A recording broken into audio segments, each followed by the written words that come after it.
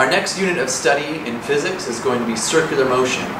In this unit, we're going to take everything we've learned so far this year and see how it applies to things moving in circles. See, so far this year, we've only really looked at straight line motion and projectile motion, but nothing ever moving in circles. So we're going to look at how forces, accelerations, velocities, all that stuff applies to circular motion. Circular motion actually shows up in everyday life. Things like a roller coaster has a loop-the-loop, that's pretty easy to see. But even things like in your car, when you go around a turn, you're going in circular motion. That's not a whole circle, it's a quarter of a circle, but that's considered circular motion. And as usual, with this unit, we're going to start with a lab, where we try to discover how different variables interact with each other and how they relate to each other so we can figure out equations for circular motion. So the variables that we're going to look at are these. We're going to look at the forces involved. So what is it that makes this thing go in a circle, and how does it relate to other variables like time? The time for the object to move just once around the circle. Also, we'll look at things like the mass. This is the mass of the object that's moving in circular motion. And then we'll also look at the radius. How does the radius of the circular motion interact or relate to those other different variables? That's what we're going to look at in this lab. So let me show you the apparatus so you have an idea of how this works. And I'll give you a couple of tips and a warning as well. So the apparatus that we're going to do this with is we're going to have a bouncy ball that's attached to a string, and then there's a little tube, and then some washers. So the bouncy ball is going to be our mass moving in a circle. The radius is just going to be the distance from the ball to the tube, so it's the length of the string, whatever that would be. Then we're going to look at the time for once around. That will be just measured with a stopwatch. The forces involved here, the forces will be supplied by this stack of washers. So we'll call that our force. And I got all the variables. So this is how you do it. You swing it you swing it above your head. It takes a little practice, a little warming up, and then eventually you'll settle into a nice rhythm, and it will go around at a constant rate. So again, that mass, the ball is the mass. The radius is the distance from the tube to the ball. The washers are the force. And the time will just be the time for once around, say from here to here. And you'd measure that with a stopwatch. Now, a couple of tips for you. First of all, make sure that this clip stays just below the tube the whole time. That clip actually doesn't do anything in the experiment except to help you remember how much strain you have up there.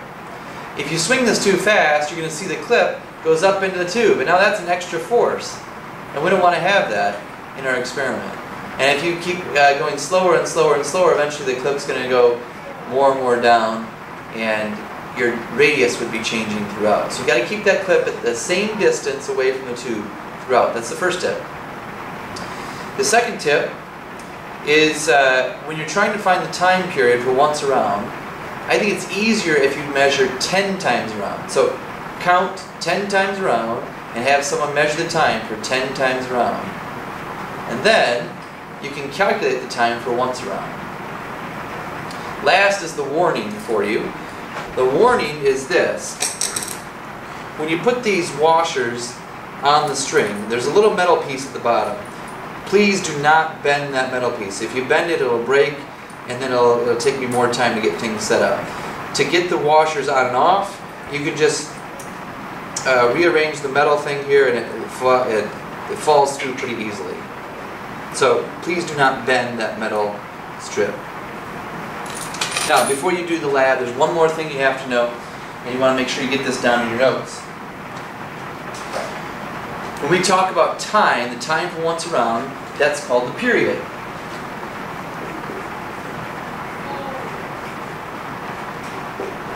And the symbol for period is a capital T. And again, the period, the time period, is the time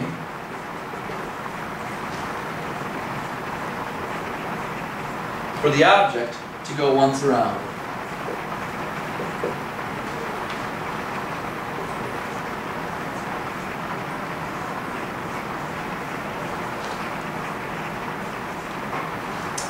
And it's a time period, so it's measured in seconds.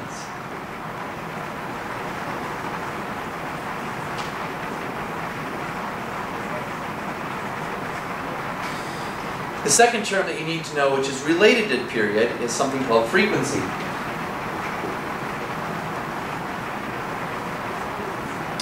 The symbol for frequency is a lowercase f. Frequency is kind of like it sounds. It's how frequently something happens. So, specifically for physics, it means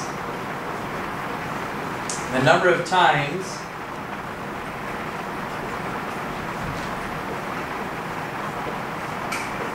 the object goes around.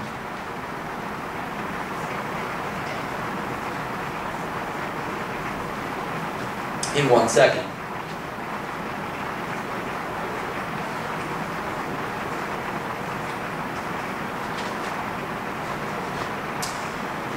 Frequency then is measured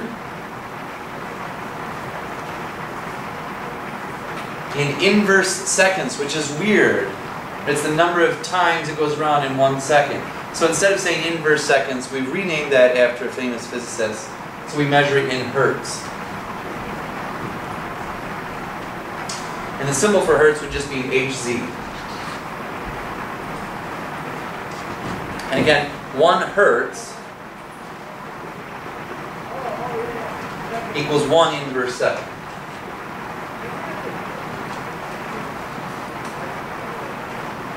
So the purpose of this lab is to find out how these 4 variables relate to each other for all of circular motion. And we're going to do that with the apparatus I showed you before, with the ball and the washers.